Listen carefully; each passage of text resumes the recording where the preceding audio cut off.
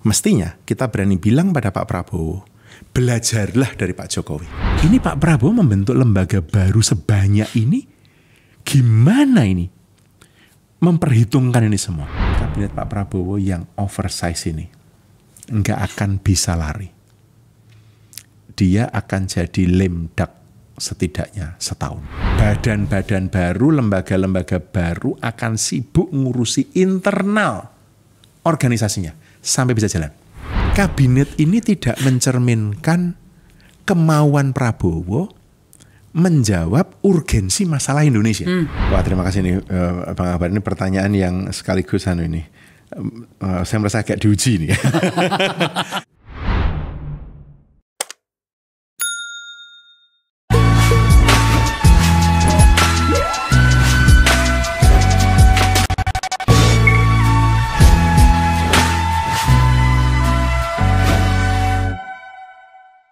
Pemerintahan boleh berganti berapa kali pun dengan siapapun.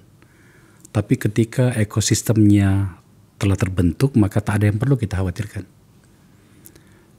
Saya mengundang sahabat saya, seorang yang betul-betul pintar. Saya harus akui ini. Pintar beneran, gak main-main. Karena dia memang seorang PhD untuk membahas soal di mana kita berada.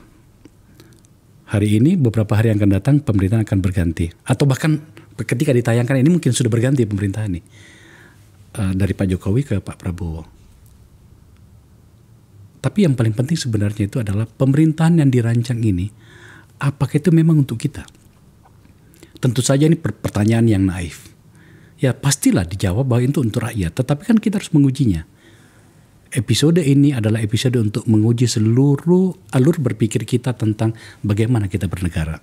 Saya mengundang sahabat saya, orang pintar itu, Mas Yanwar Nugroho. Mas, thank you ya. Terima kasih Bang Akbar. Jadi kok gitu Jadi beliau ini banyak sekali gelarnya, kan? Dosen. Dia ternyata di juga di Diarkara juga ya. Iya, saya justru NIDN saya itu dosen tetap di Sekolah Tinggi Filsafat Diarkara di Jakarta. Oh, iya. Akhirnya saya punya home. Dulu ketika saya pulang dari Inggris itu nyari home susah ternyata Bang. Dulu di Inggris di mana kuliahnya? Saya dulu di Manchester. Saya dulu S2, S3 di Manchester. Lalu mengajar di sana Bang. Saya 12 tahun di sana. Saya tahun 2012 baru pulang ketika dipanggil Pak SBY, Pak Kuntoro sebenarnya. Kuntoro ya. Dulu itu apa lembaganya? UKP 4. UKP 4. Unit Kerja Presiden bidang pengawasan pengendalian pembangunan. Saya pernah ikut rapatnya itu waktu merancang pembangkit mulut tambang. Oh. Saya pernah dengan Pak Kuntoro. Dengan Pak Kuntoro waktu itu. Pak Kuntoro yang memulangkan saya Bang. Kalau Pak Kuntoro nggak memulangkan saya, mungkin saya sampai sekarang juga nggak pulang ke Indonesia mungkin saya. Terus kemudian visiting senior di ISIAS. Iya. Ini lembaga berkelas ini, Yusuf Ishak ya. Institut ya di Singapura. Kemudian banyaklah wis pokoknya. Dan yang dulu pernah sebagai deputi di KSP. Betul, deputi 2. Jadi pada periode Pak SBY saya 2 tahun jadi asisten ahli kepala UKP 4, asalnya Pak Kuntoro. Kalau sekarang mungkin setara dengan eselon 1B ya, jadi semacam staf khusus gitu. Kemudian waktu Pak Jokowi saya diminta menjadi deputi 2 di kantor staf presidenan. Iya. Maka kemudian kita harus masuk pada inti pembicaraan kita. Kenapa kemudian banyak orang yang menggugat tentang nawacita itu bukan substansinya, tetapi bagaimana pelaksanaannya tampaknya itu tidak seperti yang kita bayangkan. Mohon maaf para pemirsa, pada bagian ini mungkin nggak apa-apa ya kita meminta maaf ya. Nggak apa-apa. Saya pribadi karena saya terlibat di dalamnya, nggak tahu Mas Yanwar. Tampaknya memang harus diakui bahwa ada banyak yang kemudian tidak tercapai. Yang kemudian hari-hari ini orang seperti saya, penyikapan saya di media sosial itu tampak memang agak ekstrim. Sebenarnya ingin mengatakan begini, maafkan kami sebab apa yang kita rancang dengan sangat baik dulu tampaknya tidak seperti hasil yang diharapkan. Ya kalau bisa dikatakan ya memang harus bertanggung jawab. Itu pengakuan saya sebagai pribadi. Mas Yanwar, saya ingin mendengarkan catatan Anda menyangkut ini. Terima kasih Bang Akbar. Kalau saya melihatnya begini, satu kita mesti fair. Ini bukan karena saya seorang akademisi ya, tapi menurut saya kita perlu fair dan mesti fair melihat apa yang berhasil di zaman Pak Jokowi dan apa yang gagal.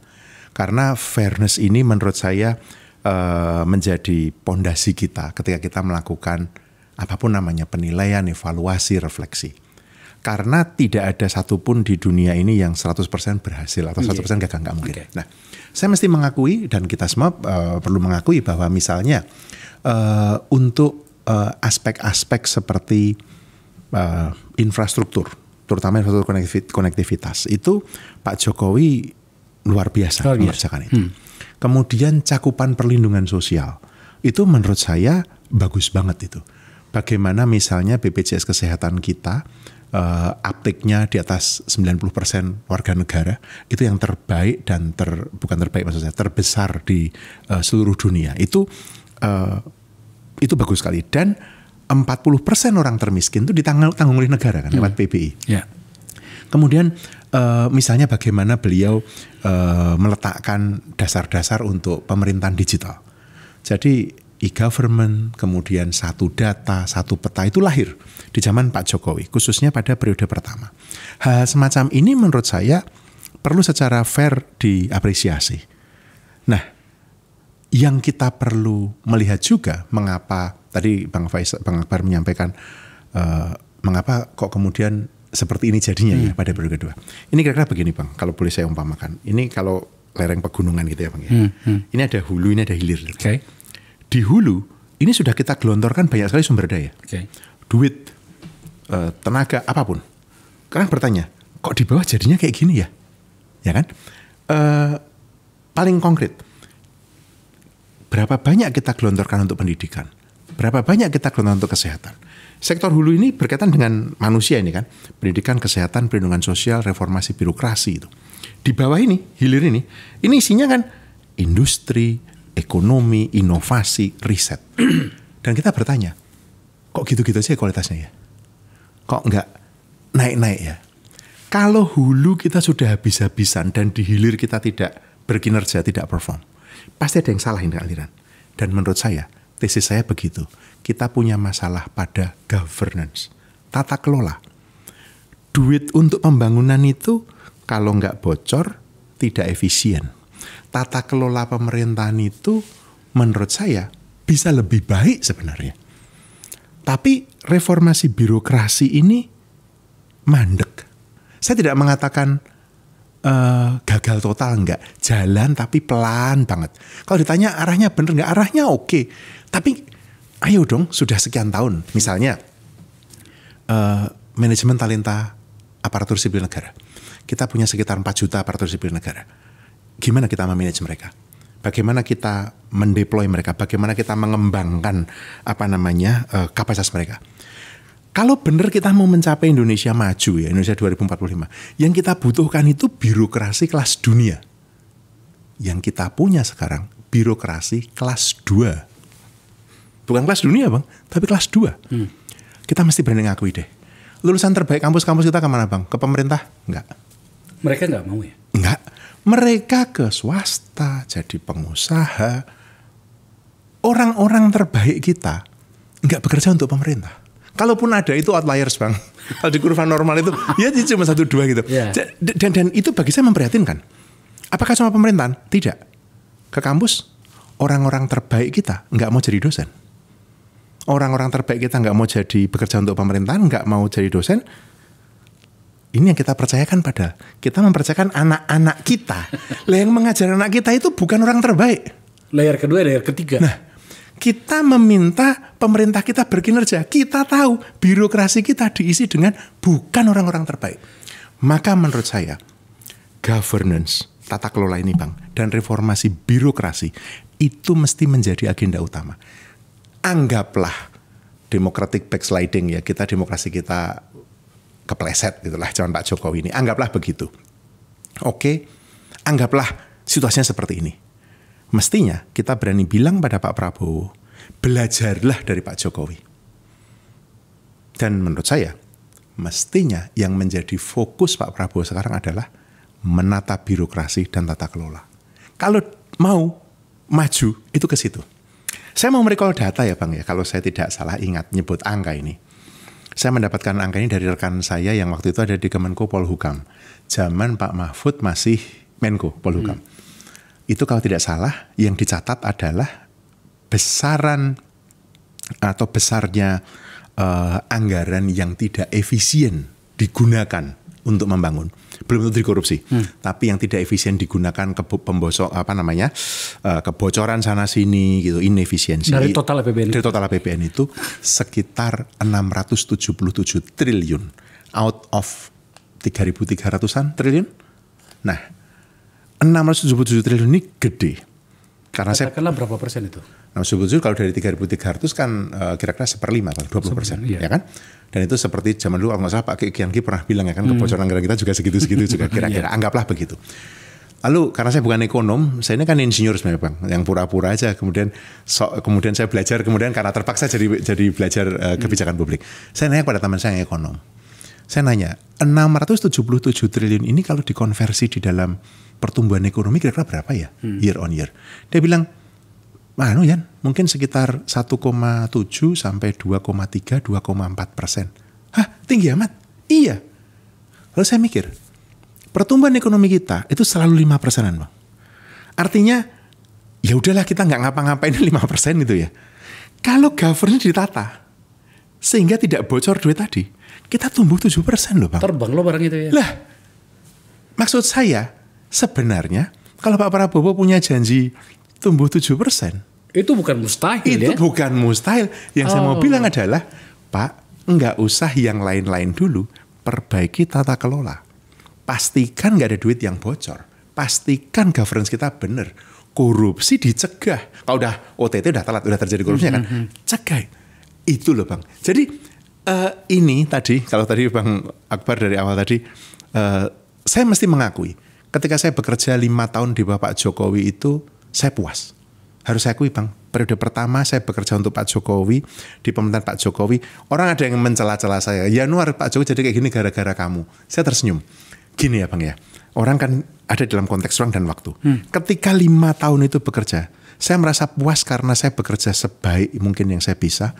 Saya tidak nyolong, saya tidak korupsi, saya tidak nyeleweng sana-sini. Saya deliver apa yang bisa saya lakukan. Ngurusi reforma agraria, ngurusi perhutanan sosial, ngurusi kesehatan, pendidikan. Portofolio saya kerjakan habis-habisan. Bahwa ada yang mengglorifikasi urusan dia. Tapi saya kerjakan semaksimal mungkin. Jadi kalau ditanya apa kamu menyesal? Enggak, saya enggak menyesal. Bahwa pada periode kedua, kok jadinya begini? Nah, itu lain perkara. Saya bisa menjelaskan tadi, pada periode kedua, besar kemungkinan aspek tata kelola ini nggak lagi dijalankan. Saya boleh nggak nambahin satu cerita? Dulu, saya ingat persis ketika saya jadi deputi di kantor staf presiden itu kami punya mekanisme namanya multilateral. Multilateral itu maksudnya begini, untuk setiap prioritas presiden, ketika merencanakan tidak boleh hanya kementeriannya yang terkait, hanya sendirian. Mesti ada Bappenas, mesti ada Kementerian Keuangan, duit dari presiden itu kan. Lalu ada kami dari kantor staf presiden, lalu ada BPKP, Badan Pemeriksa Keuangan dan Pembangunan. Lalu KPK, karena KPK punya sekretariat untuk pencegahan korupsi. Memang kelihatannya kok jadi ribet, bener ribet di awal. Tapi dari perencanaan, implementasi, sampai kemudian kami monitoring dengan proses multilateral itu Bang, banyak sekali hal yang berkaitan dengan tata kelola itu bisa dijaga. Korupsi bisa dicegah, penyelewengan bisa dicegah. Kalau ada yang nggak beres langsung ketahuan. Saya tidak mau sok tahu gitu ya. Tapi dari luar, karena saya periode kedua sudah tidak di kantor staf presiden lagi, saya menduga proses tata kelola ini lebih loose. Lebih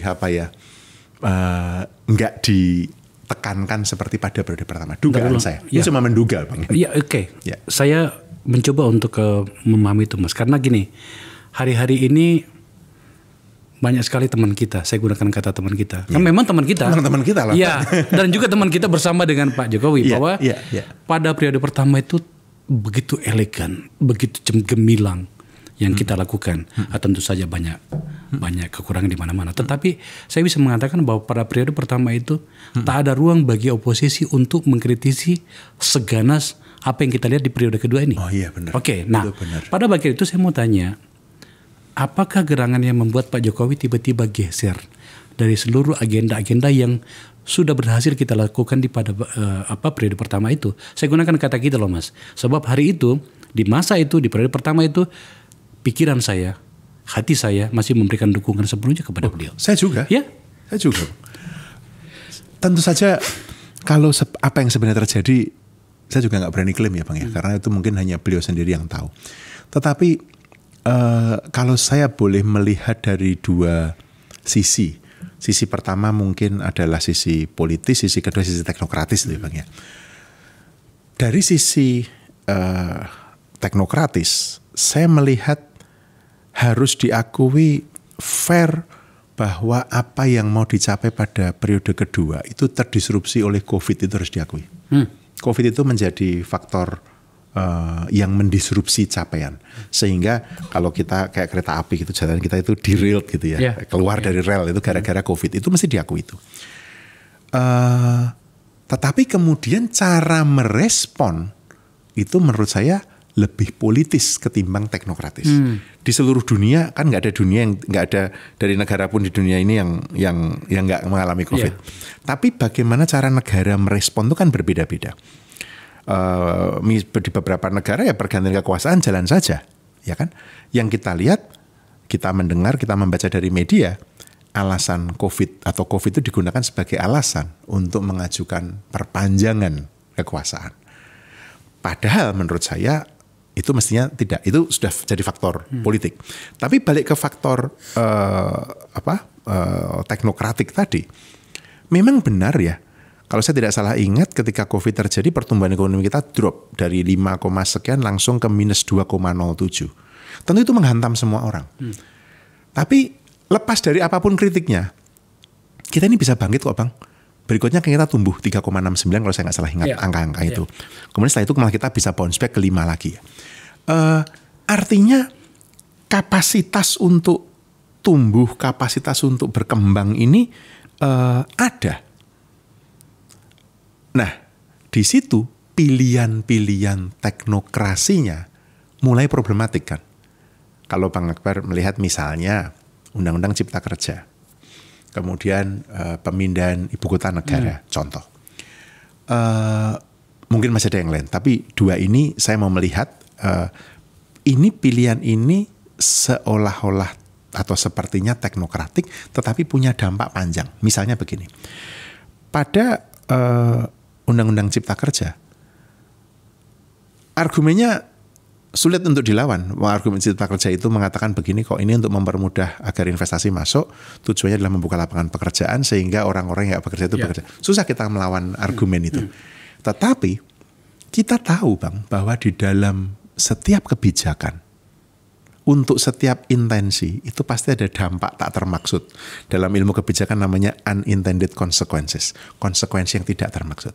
Yang diprotes teman-teman itu dua. Satu, proses pembuatan kebijakannya. Undang-Undang Cipta Kerja itu dibuat secara tertutup, konsultasi publiknya tidak luas itu kan, dan lalu ngebut di DPR. Yang kedua adalah esensi dan substansi protes teman-teman pada Undang-Undang Cipta Kerja itu adalah unintended consequences. Hubungan industrial yang berubah, lingkungan yang terancam, masyarakat adat, itu loh yang digarap itu. Ini dihadapkan pada periode pertama dulu Pak Jokowi berpihak pada masyarakat, ya kan? Saya kata-kata kita ya Bang Akbar dan saya, Bang Akbar di sana, saya di KSP, kita kan setengah mati kita memastikan. Bang Akbar ingat gak nawacita nomor 1? Negara hadir. Itu setengah mati. Kemana-mana saya bilang Bang waktu itu, ini bukti negara hadir. Ketika saya ngomong ke semua, ke birokrasi di lapangan, ke pejabat-pejabat daerah itu, wajah negara itu Anda. Ini seperti dibalikkan pada periode kedua. Lah, kok ternyata nggak hadir? Gitu loh Bang. IKN kita tahu ceritanya, meskipun menurut saya IKN juga perlu dilihat secara fair. Saya bahkan nulis, saya jadi editor buku Bang, tentang IKN itu. Tetapi sekali lagi, yang diprotes teman-teman ini kebanyakan selain tadi unintended consequences adalah proses. Jadi secara teknokratik ini proses pada periode kedua itu berbeda sekali dengan periode pertama. Tidak ada multilateralisme lagi. Kemudian prioritas-prioritas pemerintah itu dijalankan, atau undang-undang atau aturan itu dibuat secara lebih tertutup, lebih tidak partisipatif. Yang dampaknya secara politis menurut saya kemudian jadi buruk. seperti kita tahu, permintaan perpanjangan kekuasaan, kemudian ya kita kemudian tahulah semua cerita-ceritanya. Tapi kira-kira kalau dari penyelenggaraan bernegara, mestinya kemudian sekarang kalau Pak Prabowo belajar dari situ, kita kemudian bisa melihat bahwa bansos yang dulunya jadi mekanisme yang sangat positif pada periode pertama, dan bahkan bansos itu dipastikan kan tidak ada uang tunai tapi menggunakan bantuan pangan non tunai saat itu, kemudian PKH, kemudian diselewengkan pada periode kedua bahkan menjadi alat politik itu mestinya jadi alert bagi Pak Prabowo. Balik lagi, saya kira ini soal tata kelola, ini soal governance. Jadi itu kalau saya melihat ya Bang ya, pergeseran Pak Jokowi dari periode pertama ke periode kedua, yang saya sangat berharap para pembantu dan orang-orang lingkar dalamnya Pak Prabowo mempelajari ini. Bukan hanya karena euforia sekarang berkuasa gitu ya, tapi mempelajari. Ini berhasil itu dulu karena apa dan mengapa terjadi kegagalan, backslides itu di beberapa titik itu karena apa? Kita akan membahas itu agak spesifik pada bagian akhir nanti Mas Yanuar. Karena menurut saya ini forum ini haruslah bisa memberikan catatan-catatan di mana kemudian itu menawarkan kebaikan-kebaikan kepada siapapun pemerintahan yang baru itu. Saya masih berada pada periode kita. Ya, periode kita ya. Periode kita. Terkhusus sekali kan periode pertama tadi Anda menjelaskan dengan sangat bagus. Bagaimana kemudian dengan seluruh keterbatasan kita di masa itu kita bisa menghadirkan negara. Itu kan bahasanya kan. Negara hadir atau menghadirkan negara. Tetapi kemudian ketika periode kedua malah kebalikannya.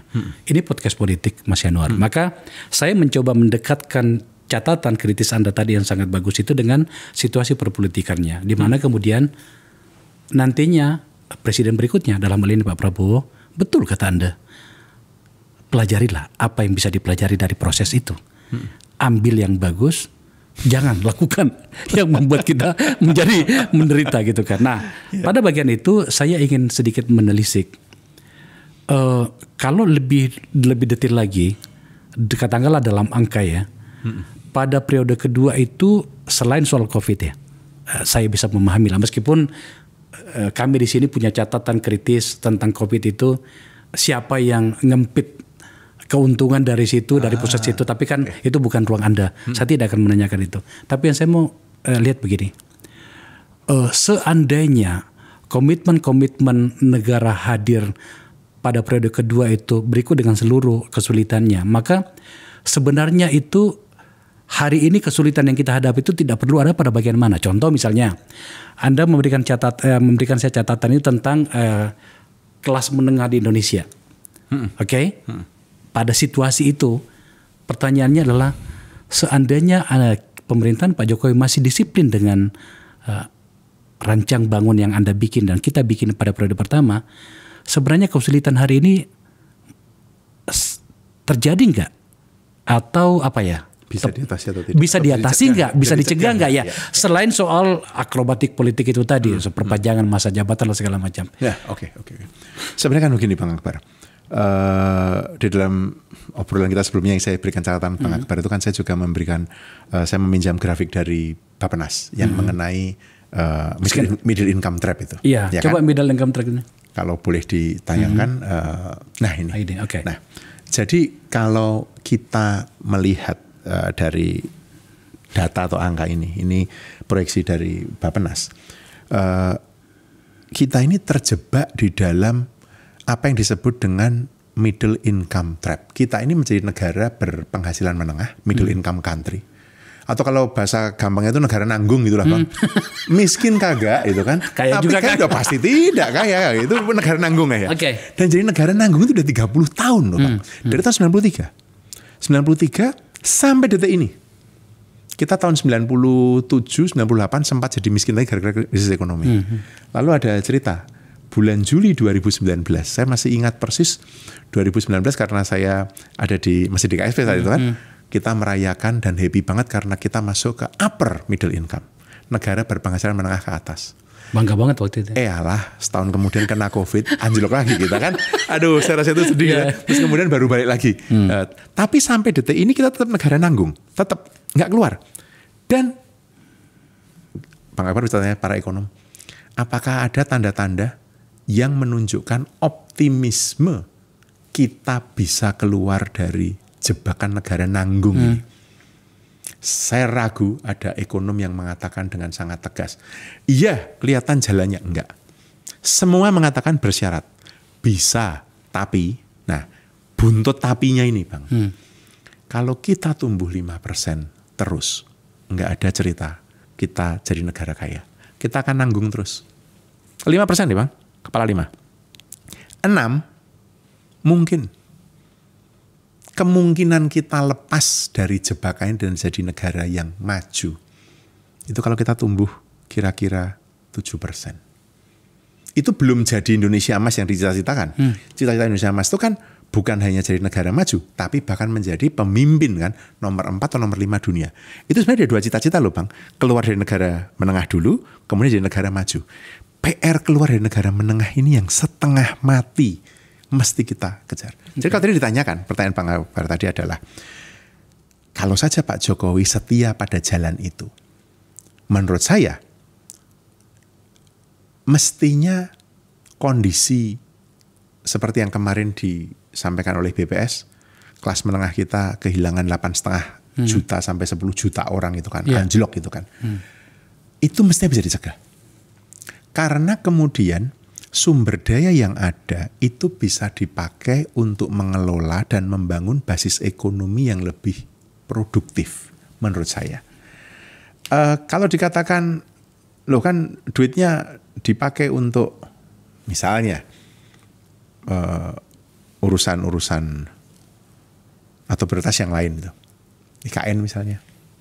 Saya lupa berapa puluh triliun dalam 2 tahun terakhir itu digelontorkan. Bang Akbar mungkin punya angkanya. Lupa ya, sekitar 60-70. Saya nggak terlalu ingat angka itu. Saya tidak mengatakan itu semuanya salah, tidak. Tetapi ketika selesai COVID, recovery dari COVID itu membutuhkan bangunan dan pondasi ekonomi yang kuat agar kembali tumbuh. Yang kita lakukan adalah ketika emergensi memang harus dalam bentuk bantuan sosial kan. Modelnya waktu itu kartu prakerja juga modelnya kemudian berubah menjadi semacam bantuan sosial. Tetapi setelah itu harusnya disiapkan seperti modal-modal kerja mendorong ke arah itu. Intinya membangun basis kekuatan kelas menengah. Menurut saya itu hal yang tidak terjadi. Ditambah tadi governance yang semakin lemah tadi itu Bang. Jadi kalau melihat angka ini, kalau besok pada bulan Maret atau April tahun depan BPS menyampaikan bahwa pertumbuhan ekonomi kita year on year masih kepala 5 dan di bawah 5,5%. Mimpi keluar dari negara nanggung itu makin jauh. Meskipun pada tahun berikutnya kita bisa rebound. Sebenarnya nggak gimana cara reboundnya. Saya tuh bingung. Gini. Ini saya mahasiswa saya pernah kayak gitu. Pak Ian, apakah Indonesia pernah tumbuh di atas 7? Pernah, zaman Pak Harto dulu. 7,3%. Zaman Pak Harto. Caranya bagaimana? Keruk sumber daya alam, agri, kemudian sawit, pertambangan dikeruk, jual. Intinya adalah jual komoditi. Kalau ada mahasiswa yang protes, di silent saja, dibungkam saja. Itu cara tumbuh 7,3%. Saya bilang, kamu mau kayak gitu? Saya bilang ke mahasiswa saya, mau tidak mau Bang, kita mesti mencari sumber-sumber pertumbuhan ekonomi yang baru. Dan menurut saya ke depan ini yang baru adalah yang ditawarkan oleh apa yang disebut dengan ekonomi yang berbasis pada 2 hal. Satu, yang paling mendasar adalah ekonomi berbasis pengetahuan, knowledge based economy. Artinya ya kita mesti menguasai sektor jasa, sektor-sektor cerdas itu untuk membangun nilai tambah. Tapi yang kedua, kemudian kita mesti mau kembali ke sumber daya yang kita punya, yang selama ini kita punya, tapi dikelola dengan cara yang baru. Hilirisasi itu jangan cuma tambang. Hilirisasi itu mesti sampai ke produk agro. lapas sawit itu Bang, produk turunan itu banyak banget sebenarnya. Jangan cuma dijual sebagai minyak mentah CPO. Tapi kan banyak. Nah, industri itu jadi hilirisasi sebagai sebuah konsep industrialisasi itu bukan konsep yang salah. Tetapi ketika itu yang diterapkan pada sumber daya mineral, apalagi cuma nikel, nah itu salah menurut saya salah arah. Tetapi kalau kita terapkan pada semua sektor, itu memungkinkan, Mbak. Gimana sih kita bisa mencegah ikan-ikan kita nggak dicuri? Saya karena tugas saya ke Gorontalo gitu kan, saya main ke sana, saya ketemu nelayan yang cerita apa adanya. Tunanya enak-enak kan, saya makan tuna itu menurut saya enak banget karena di Jakarta nggak dapat tuna seperti itu kan. Dia bilang, aduh Pak, ini tuna kelas 2 Pak. Yang kelas 1 kemana? Udah dibeli oleh kapal-kapal yang ada di laut sana. Dan nah, yang seperti itu kan nggak kita urusi. Maksud saya, kita itu punya banyak resources. Ekonomi biru kita nggak dieksploitasi. Belum kita eksplorasi, belum kita gunakan. Ekonomi hijau. Mulai dari soal karbon sampai dengan soal agri. Banyak banget Bang. Kalau kita mau tumbuh bener 7%, nggak bisa semalaman tentu saja. Overnight itu nggak mungkin bisa. Maka saya tuh berharap kalau kita masih 5, Pak Prabowo dan tim ekonominya mesti punya rencana peta jalan yang jelas. Mau tumbuh 6% itu lewat mana dulu? 7%-nya bagaimana? Jangan ujuk-ujuk mengatakan saya pokoknya mau akan tumbuh 8 atau 9% by 2029. Gimana caranya? Nah, itu mesti ditunjukkan. Nah, reindustrialisasi itu penting. Tetapi kita juga mesti ngerti bagaimana negara swasta bisa bekerja. Ini perlu di-lead loh ini. Kalau Bang Akbar mengikuti perkembangan di dunia ini kan Acemoglu baru saja dapat hadiah Nobel itu kan. Bertiga lagi. Nah, bertiga juga. Dan tesis dia adalah developmental state negara pembangunan ini itu berhasil ketika negara itu bisa mengarahkan, bukan membunuh sektor swasta, tapi mengarahkan. Karena ada banyak sektor yang mesti dikembangkan kan. Nah, menurut saya cocok dengan Pak Prabowo ini. Ini maksud saya Pak Prabowo kan selalu bilang bolak-balik pemimpin ya kan, ketegasan tapi ketegasannya tidak boleh otoriter, tidak boleh menindas begitu kan, tapi memberi arah gitu kan. Menurut saya kita memang mesti bicara di tingkat nasional ini kalau kita mau keluar dari jebakan itu. Mohon maaf agak panjang ke pertanyaan Bang Akbar tadi soalnya susah. Kalau seandainya saja, kalau saya berandai-andai Pak Jokowi kemarin pada periode kedua ini tidak tergoda untuk mengambil porsi politik lebih tinggi daripada teknokratiknya, menjalankan PR-nya, sungguh membangun basis ekonomi setelah COVID. Jadi yang namanya recover itu beneran recover. Itu yang bukan anjlok. Iya, kenapa sampai saya tanyakan itu tadi karena tampaknya Pak Jokowi keselipnya di situ, pilih saya gitu ya. Saya. Sebelum kita bergeser ke Pak Prabowo dan apa yang akan dilakukannya, pertanyaan bagian terakhir pada fase kedua, fase kita pada Pak Jokowi adalah apakah hingga kemudian berakhirnya pemerintahan Pak Jokowi yang akan dan bahkan sudah terjadi ini, itu Pak Jokowi gagal menyiapkan seluruh infrastruktur birokrasi hingga kemudian problem-problem yang Anda jelaskan begitu banyak tadi itu tidak tercapai. Kalau saya boleh bilang begini, Pak Jokowi sudah memulai tetapi tidak, akhirnya karena seluruh manuver beliau sendiri, jadinya dia tidak cukup punya waktu untuk membangun pondasi itu secara tuntas. Saya berikan contoh Bang ya. Sekarang ini semua orang bicara soal digitalisasi pemerintahan. Okay? Pak Jokowi itu pada periode pertama, ini nggak banyak muncul di koran, saya mencoba menulis karena ini nggak seksi. Pak Jokowi itu sebenarnya pada periode pertama itu menyelesaikan apa yang disebut dengan infrastruktur kebijakan untuk menuju Indonesia digital. Itu serius. Ada 3 perpres penting banget pada periode pertama Pak Jokowi. Perpres pertama adalah e-government, pemerintahan berbasis elektronik SPBE. Perpres kedua adalah Satu Data Indonesia yang memungkinkan data pemerintahan itu bisa dipakai, berbagi pakai, itu kan. Dan yang ketiga adalah perpres mengenai satu peta, kebijakan satu peta, one map policy. 3 perpres ini, kalau saya mau nambahin ditambah dengan perpres strategi nasional pencegahan korupsi, ini adalah pondasi yang bagus banget. Arahnya disiapkan. Dan Kalau ini saya ingat persis, saya tulis di koran. Pak Jokowi itu tidak membuang semua yang dikerjakan Pak SBY loh ya.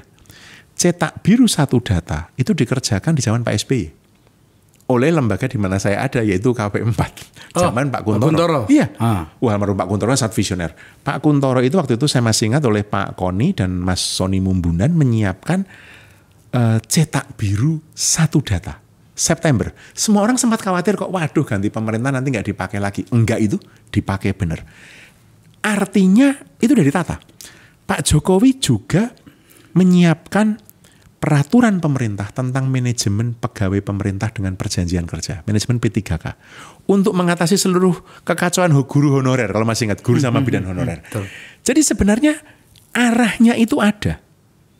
Kita tahu SPBE kemudian berjalan sedikit, satu data menurut saya itu yang efisien, karena data dari Dukcapil kemudian dipakai untuk penyusunan data DTKS, perlindungan sosial, kemudian satu peta juga bisa dipakai untuk banyak hal perancangan. Tapi ini nggak cukup cepat, Bang. Pada periode kedua, harusnya semua kerangka peraturan tadi, periode pertama disiapkan tadi, itu periode kedua itu digas. Harusnya jalan. Eksekusinya harus tegas di situ. Di situ, periode kedua ternyata, lepas dari soal COVID, ternyata makin politis. Jadi kalau grafiknya itu, ini teknokratik, ini politik gitu, Bang ya. Periode pertama teknokratik di sini. Periode kedua anjlok teknokratik. Periode kedua, kalau ini politik ya, periode pertama mungkin ya tetap politis. Tapi periode kedua makin kencang. Karena tarikan ini menurut saya, kemudian pondasi-pondasi itu nggak tuntas. Manajemen talenta nasional tidak tuntas. Akhirnya kemarin diluncurkan cuma seminggu, 2 minggu sebelum beliau lengser. Ini yang menurut saya, ya orang boleh kecewa ya Bang ya, saya agak kecewa. Saya ada momen besar sekali, momentum besar sekali, dan itu mestinya dirayakan oleh Pak Jokowi. Kalau memang jadi bukan yang dikerjakan oleh para relawan itu yang sok pencitraan itu, enggak gitu. Saya bisa bersaksi secara benar. Periode pertama kalau mau diglorifikasi itu gila-gilaan itu Bang, capek itu. Bahkan periode kedua itu mestinya ya memang jadi politis kok. Maksud saya memang pencitraan itu ada ongkosnya ternyata. Menurut saya ongkosnya adalah kegagalan menyiapkan pondasi. Saya mengatakan dengan sedih loh Bang. Maksud saya itu, waduh, ini periode kita loh Bang ya. Karena loh Bang Akbar. Bayangin ya Bang Akbar ya. Saya tuh pernah begini kok. Waktu itu saya tuh membuat SIM baru di Sleman. Saya ingat karena saya ngurus satu data dan saya ingat sudah ada bagi pakai data antara Dukcapil dengan kepolisian untuk SIM. Waktu saya memperpanjang SIM, kan diberi formulir itu Bang. Suruh ngisi itu loh, yang lengkap itu kan. Saya lihat kan, saya coret itu Bang formulir itu, seret. Cuma saya isi NIK. Terus saya berikan ke loket polisinya. Polisinya melototin saya dong. Dia kan kata saya deputi. Saya memang ngajak gitu kan. Karena saya mau menguji itu. Polisinya melototin saya Bang. Pak, ini diisi Pak. Saya bilang, Pak, Bapak masukkan saja NIK saya. Nanti data saya keluar semua Pak, daripada saya ngisi ulang. Oh enggak Pak, Bapak coba tolong Pak. Bahasa Jawa, saya bahasa Jawa, nyuwun tulung Pak. Itu saya bilang gitu kan. Dimasukin oleh dia NIK. Lah, keluar semua. Iya ya Pak, iya. Batin saya, yang bikin saya sistemnya ya kan. Lalu seruangan itu saya bilang pada orang itu, Bapak enggak usah, semua orang nyoretin semua, ngapain butuh formulir. Artinya, maksud saya, ini bagus banget. Sekarang Bang Akbar, itu bagaimana pemadanan data, kita mau memastikan yang dapat bantuan sosial sebelum dirusak pemilu. Bagaimana penerima bantuan sosial itu mesti dipastikan datanya padan, NIK. Itu cakep banget. Kalau mau diglorifikasi itu, jangan pencitraan yang lain menurut saya loh ya. Tapi ya tadi, karena kemudian mungkin pada periode kedua lebih politis dan mau tampak baik itu ya Bang. Saya sedihnya di situ. Kemudian hal-hal yang mestinya jauh lebih fundamental jadi nggak terhapus gitu. Sebenarnya saya yang harus berterima kasih dengan jawaban Anda ini. Sebab hari-hari ini Mas, ini sebenarnya adalah reaksi beberapa netizen yang sok tahu gitu ya. Itu menyerang gimana? Ya, menyerang saya, beberapa tidak semuanya. Bahwa Anda juga harus bertanggung jawab pada apa yang Anda kritik tentang Jokowi. Oh, dimunculkanlah itu soal John Ruh ya. Ya kan? Iya. Seakan-akan saya memenjarakan John Ruh, padahal bukan saya pelapornya kan. Tapi saya nggak mau tanggapi. Tapi pada bagian ini adalah orang seperti saya, Anda, kita, dulu itu pada periode pertama Pak Jokowi itu betul-betul merasa bahwa oh iya ini yang kita inginkan sebagai sebuah bangsa gitu kan. Betul. Jadi kalau kemudian hari ini kita meminta maaf, kami meminta maaf ya karena kita berada pada alur bagaimana dia terpilih jadi presiden. Tapi kan kerusakannya di periode kedua. Periode pertama seperti Anda jelaskan tadi, Anda sangat menjelaskan dengan sangat baik. Terima kasih Mas Yanuar untuk menjelaskan itu. Ya sudah, publik hari ini mendapatkan informasi yang luar biasa dari orang yang menjadi pemikir dari proses itu. Sekali lagi terima kasih. Nah sekarang kita masuk ke Pak Prabowo. Oke.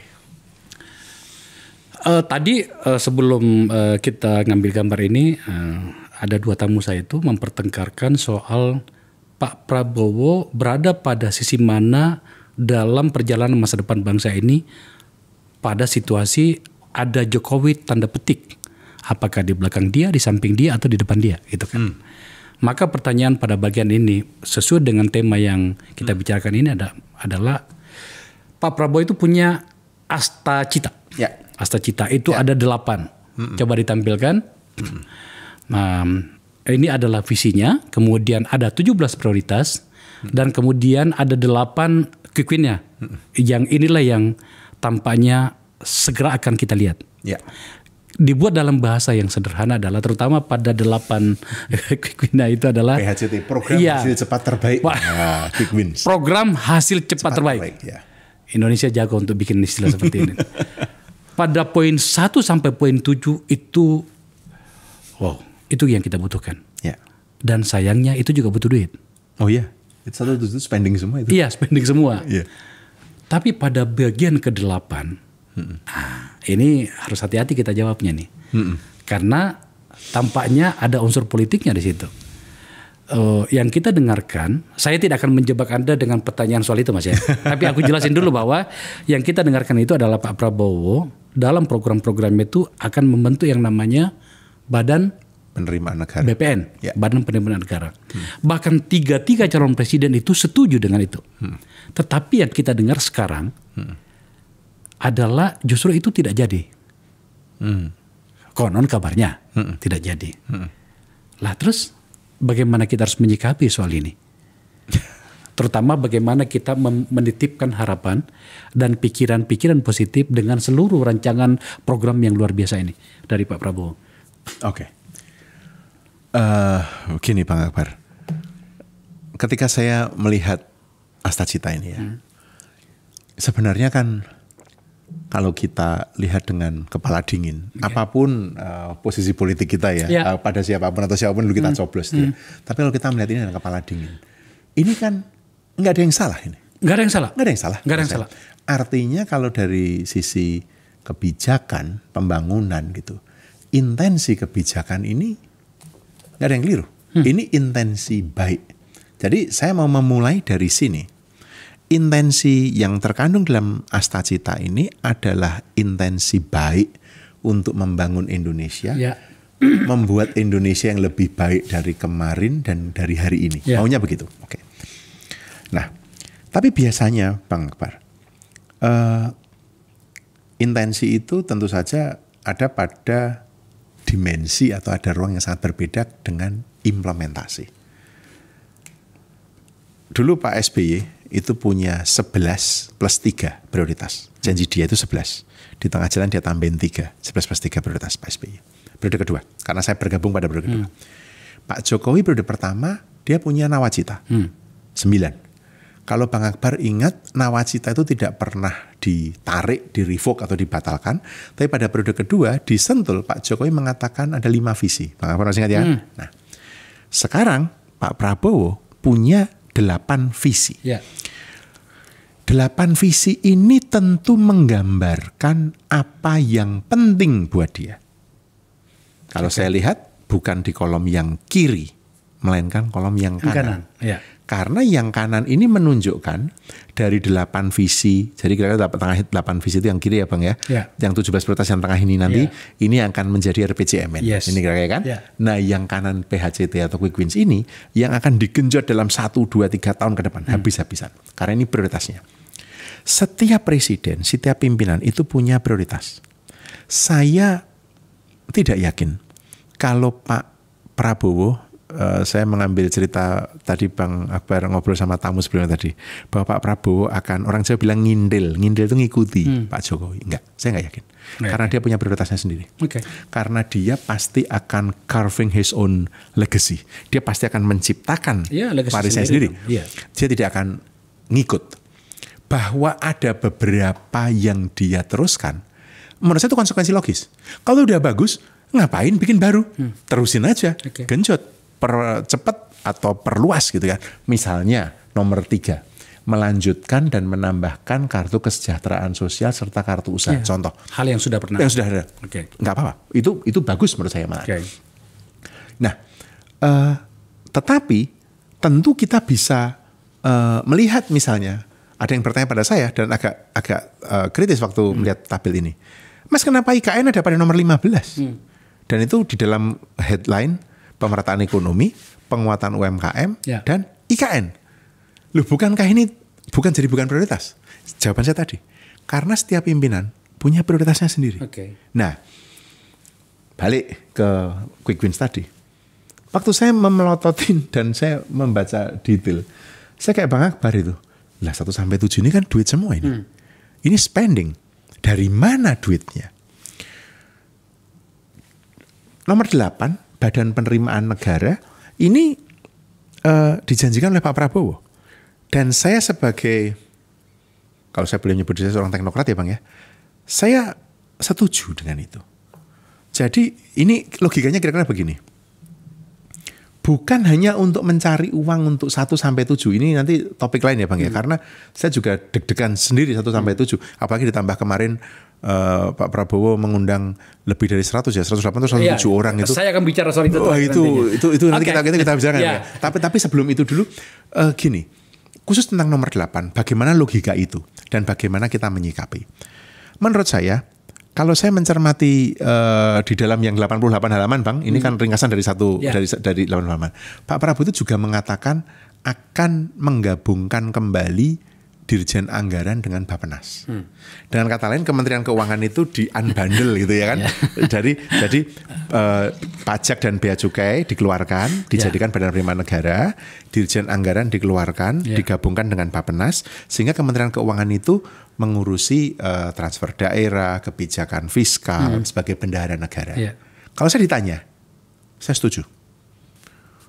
Bukan karena saya tinggal di Inggris yang seperti itu, tetapi logika bahwa yang mencari uang, yang membelanjakan, yang membuat kebijakan, ini mesti terpisah.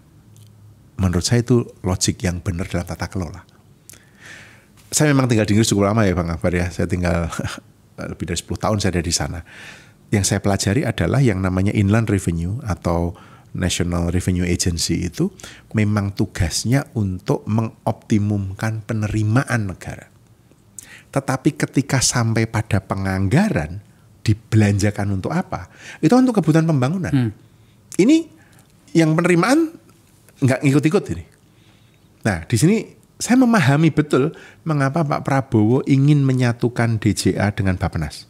Dan kalau Bang Akbar ingat, Pak Jokowi sebenarnya punya ide itu di awal nawacita. Ingat nggak Bang Akbar? Itu pernah kita omongkan itu. Saya masih ingat waktu itu Seknas Jokowi ngumpul-ngumpul itu kan. Kita ngumpul bareng di Hotel Sultan itu. Nah itu kan diomongkan itu. Jonas Joko dan kawan-kawan. Ya dan teman-teman itu. Waktu itu masih ada Pak Ono, macam-macam itu. Nah, mengapa? Ceritanya agak panjang dikit Bang Akbar. 98 ketika Pak Harto jatuh, ada satu hal baik yang ikut runtuh. Namanya integrasi perencanaan dan penganggaran. Kalau Bang Akbar ingat ada SD Inpres, ingat nggak? Ada SD Inpres, Puskesmas Inpres, macam-macam. Itu dimungkinkan karena apapun yang direncanakan itu pasti properly dianggarkan di zaman Pak Harto. Tapi Pak Harto jatuh, integrasi perencanaan dan penganggaran itu pecah. Jadilah 2 rejim terpisah. Rejim perencanaan di Bappenas, rejim penganggaran di DJA, Kementerian Keuangan. Terus jalan terus ini. Akibatnya yang jadi korban pemerintah sendiri. Yang direncanakan nggak dapat penganggaran, penganggarannya tidak efektif dan lain-lain. Pak Jokowi melihat itu. Dan saya masih ingat diskusi di Hotel Sultan Seknas Jokowi, salah satu idenya adalah mengintegrasikan dan penganggaran. Tapi nggak terjadi. 10 tahun nggak terjadi. zaman Pak Prabowo dan bahkan ketiga capres, saya masih ingat Mas Anies juga punya ide itu, Mas Ganjar juga punya ide itu, dan Pak Prabowo punya ide itu. Saya tenang Bang, waktu itu siapapun yang menang kalau kayak gini, ini reformasi itu akan terjadi. Itu dan BPN, Badan Penerimaan Negara. Jadi saya sangat berharap karena itu akan reformasi yang sangat mendasar. Nah tapi melihat di koran kemarin kan disampaikan dia Ibu Bu Sri Mulyani menyampaikan bahwa kalau dia saya jadi Menteri Keuangan dan beliau mengatakan bahwa kalau saya jadi Menteri Keuangan kan Kementerian Keuangan tetap satu. Itu kan implicitly mengatakan bahwa tidak ada ini dan tidak ada lagi DJA dengan Bappenas. Saya tidak tahu bagaimana Pak Prabowo melihat ini, barangkali apakah ini kompromi politik ataukah ini ada sesuatu yang lebih besar, barangkali. Saya tahu setiap pemimpin pasti punya pertimbangan politiknya.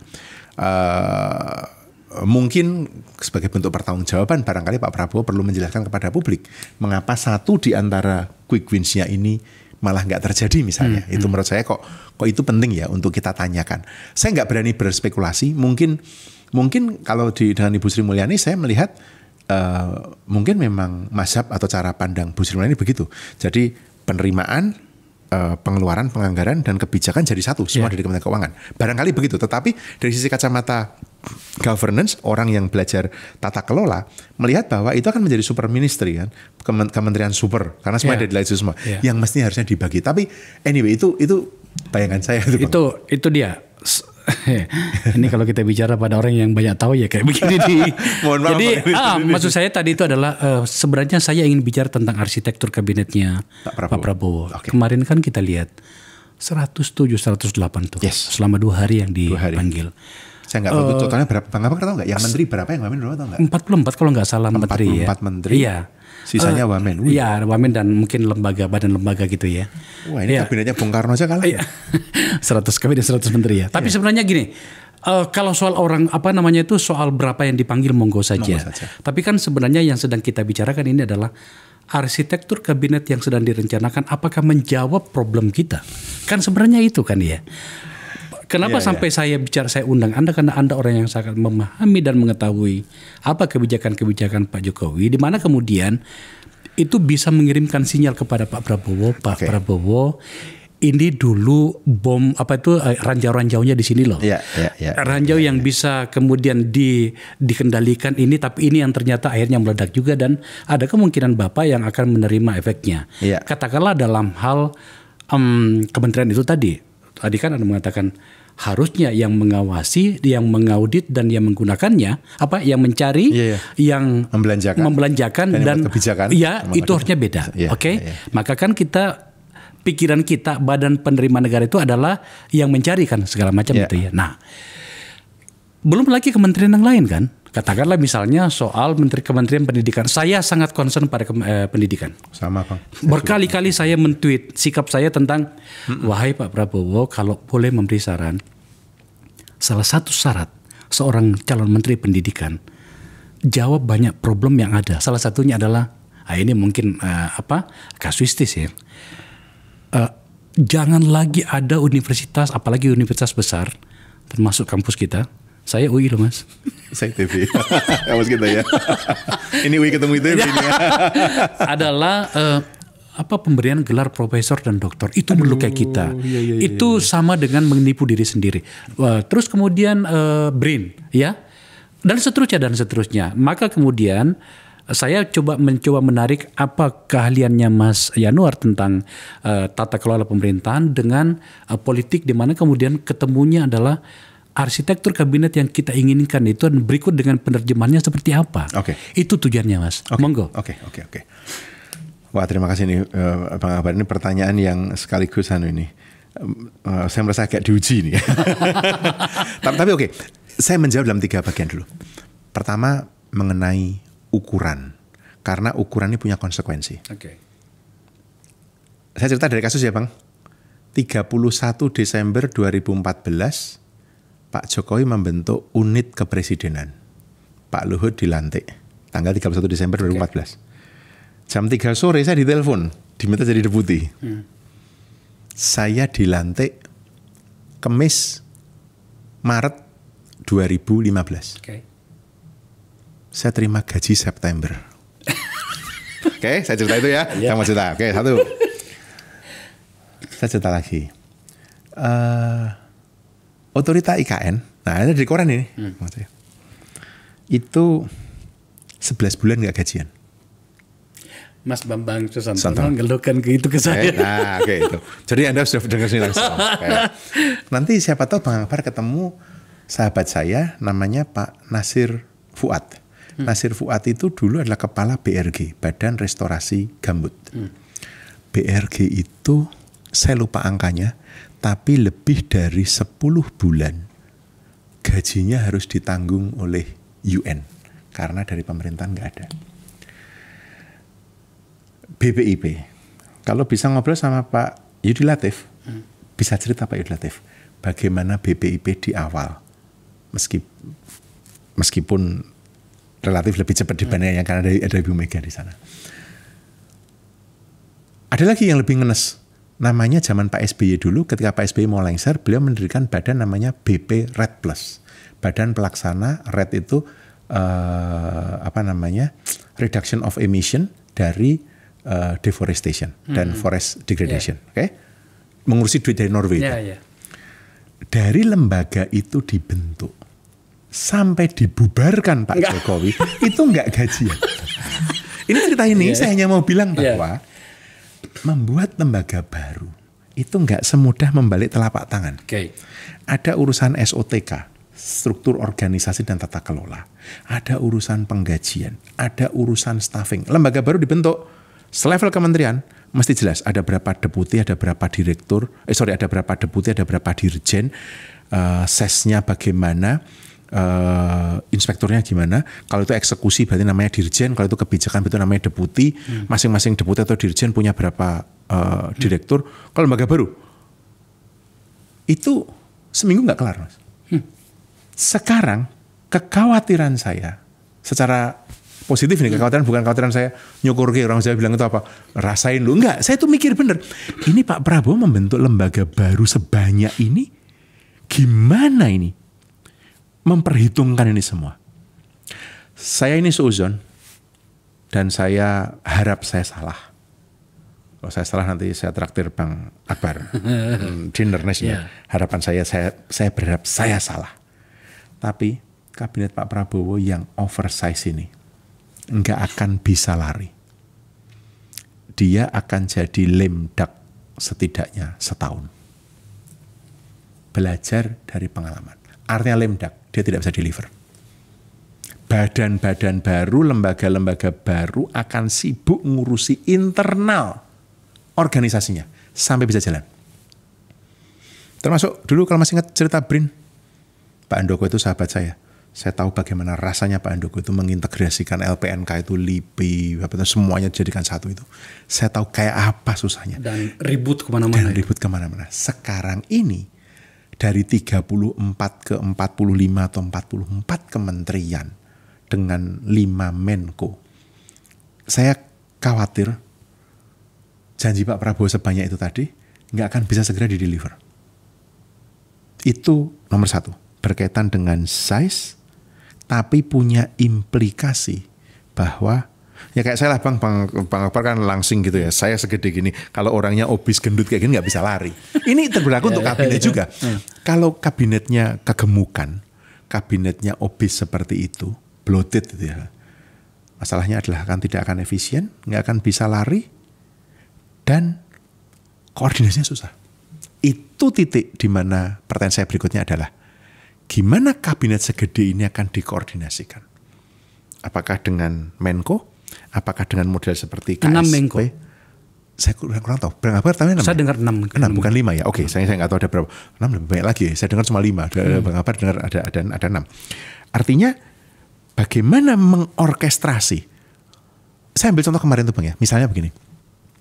Kalau ada anak di sebuah desa bernama desa itu anggaplah Niti Prayan gitu ya, tidak bisa sekolah. Yang salah siapa?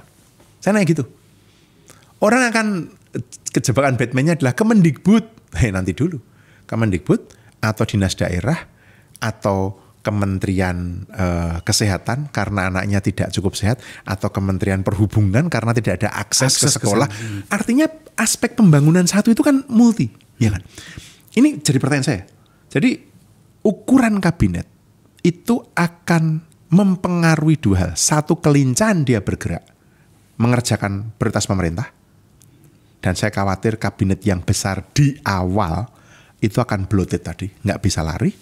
Saya tuh membayangkan awalnya Pak Prabowo akan mulai dengan 34 seperti Pak Jokowi. Sambil jalan, tapi 34 itu digeber dengan tugas kan. Tugasnya aja kementerian ini ngerjain itu kan ngebut. Pada tahun ketiga nanti, Pak Prabowo mulai mengatakan, saya akan menyiapkan kabinet baru ya nanti ya, pemerintahan baru ini ya, kementerian baru. Sambil menyiapkan, sehingga dia punya 2 tahun sisanya, tapi udah running dulu kan, nyiapin pada periode kedua Pak Prabowo, baru kabinet itu. Tapi barangkali beliau merasa kelamaan nunggu periode kedua. Akibatnya tadi. Jadi kabinet akan bloated, akan tidak efisien. Yang kedua, koordinasi. Itu berat. Nomor 3, ini soal fungsi, Bang. Jadi kalau tadi Bang Akbar mengatakan arsitektur kabinet kita akan seperti apa. Saya membayangkan sebenarnya ketika kemudian, sebelum saya tahu 108 itu siapa saja itu, Bang, saya tuh punya harapan. Karena Pak Prabowo kan mengatakan mau zakon. Mau zakon kabinet kan. Dan saya sangat berharap, wah ayo mudah-mudahan zakon. Jujur Bang, saya agak kecewa ketika, waduh kok banyak banget ya dari partai politik, kayaknya kompromi politiknya tinggi banget. Tapi juga ada dari artis. Saya tidak mengatakan artis itu tidak capable, tidak. Tetapi ayolah, dalam keadaan kita semendesak ini, tadi loh, 5 tahun lagi kita tumbuh tetap di bawah 6% itu wassalam, itu Indonesia emas tuh Bang. Jadi urgensi itu tidak tercermin di dalam kabinet. Kabinet ini tidak mencerminkan kemauan Prabowo menjawab urgensi masalah Indonesia. Itu rumusan saya. Catatan yang bagus. Rumusan saya kabinet ini tidak mencerminkan keinginan Prabowo menjawab urgensi masalah Indonesia. Oke. Itu catatan saya. Ketika saya memikirkan itu, aduh, kok begini ya? Tentu ada figur-figur yang bagus yang saya sendiri, ini bukan singling out ya Bang ya, tapi saya misalnya ada orang seperti Pak Satrio, ada Prof. Nasaruddin Umar, kami berdua sama-sama di LPDP. Kemudian ada orang-orang baik juga. Tapi ya yang jelek-jelek saya nggak mau ngomong. Tapi juga ada orang-orang yang kredibilitasnya diragukan atau punya jejak nggak layak lah, udah gitu aja. Atau nggak layak gitu. Jadi saya tuh jadi mikir ini kan, aduh ini Pak Prabowo. Jadi itu nomor 2, nomor 3. Tadi kan size, kedua koordinasi, ketiga tadi soal bagaimana kabinet ini mencerminkan niat atau keseriusan Pak Prabowo menjawab urgensi. Dan yang keempat adalah, yang tadi sedikit saya sampaikan tadi adalah fungsi pengendalian pembangunan. Pembangunan itu berhasil tentu saja kalau perencanaannya bagus, itu clear ya Bang ya, implementasinya bagus. Tetapi yang sering kita lupakan adalah bagaimana pembangunan itu dikendalikan. Sebenarnya fungsi kabinet itu memastikan adanya orkestrasi dari prioritas pembangunan pemerintah. Dan kabinet yang functioning, kabinet yang berfungsi, yang berjalan adalah kabinet yang menjalankan fungsi orkestrasi ini. Nah, dengan 108 kabinet, 108 orang atau 107 orang atau berapapun tadi yang Bang Akbar sampaikan tadi, fungsi kontrol, fungsi orkestrasi ini saya menjadi agak, gimana kalimatnya, ragu atau menjadi ruang pertanyaan, membuka ruang kesangsian atau ruang pertanyaan yang agak luas ini. Ini bagaimana ya mengorkestrasi ini? Contoh. Saya ambil satu contoh. Mengapa di zaman Pak Jokowi kita lagi Bang, kita mendorong Pak Jokowi menyatukan Kementerian Lingkungan Hidup sama Kehutanan. Kita ingat kan? Argumen kita saat itu sangat valid dan jelas. Clear barang itu. Karena kita tidak bisa punya 2 kementerian yang satu tugasnya mengeksploitasi, satu tugasnya melindungi. Ini kehutanan itu mengeksploitasi hutan, ayo dikeruk gitu-gitu kan. Ini melindungi nggak bisa. Maka mesti disatukan. Logik itu cukup ya. Sekarang dipecah lagi tuh. Dipecah lagi? Lah iya kan? Lah di listnya yang muncul di koran, saya lupa di Kompar atau di mana itu saya membaca, loh LH sendiri, kehutanan sendiri. Ini yang saya sebut tadi Bang. Ini span orkestrasinya akan bagaimana. Oke. Karena kinerja Menteri Kehutanan akan dihitung dari bagaimana dia mendayagunakan hutan sebagai sumber daya atau sumber daya pembangunan gitu. Ya. Kasarnya gimana you mengeksploitasi hutan. Sementara lingkungan hidup tugasnya adalah gimana you mengkonservasi. Bentur-benturan. Kalau kita tidak hati-hati melihat list kementerian-kementerian itu, kita mesti mikir jauh itu. Kita mesti waspada.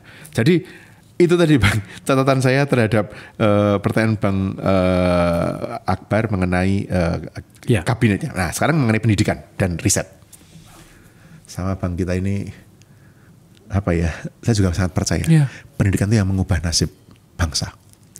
Dan menurut saya sektor pendidikan itu sektor yang selama ini boleh nggak saya pakai kata dipolitisasi? Sangat boleh. Menurut saya kok saya mikirnya begitu. Kebetulan kan Bang saya punya satu posisi fellowship di Singapura ya, yang memungkinkan saya ngobrol. Waktu itu saya pernah ngobrol sama Menteri Pendidikan Singapura, Minister Chan, dan saya ngobrol sama dia. Saya tanya gini, Yang Mulia Menteri, bagaimana Anda menyusun strategi pendidikan? Apa yang menurut Anda kalau ada satu hal resep yang bisa Anda bagikan itu? Waktu audiensi lah gitu sebagai fellow gitu kan. Dan saya begini, Yanuar, Singapura itu negara kecelakaan. Dia bilang accidental state.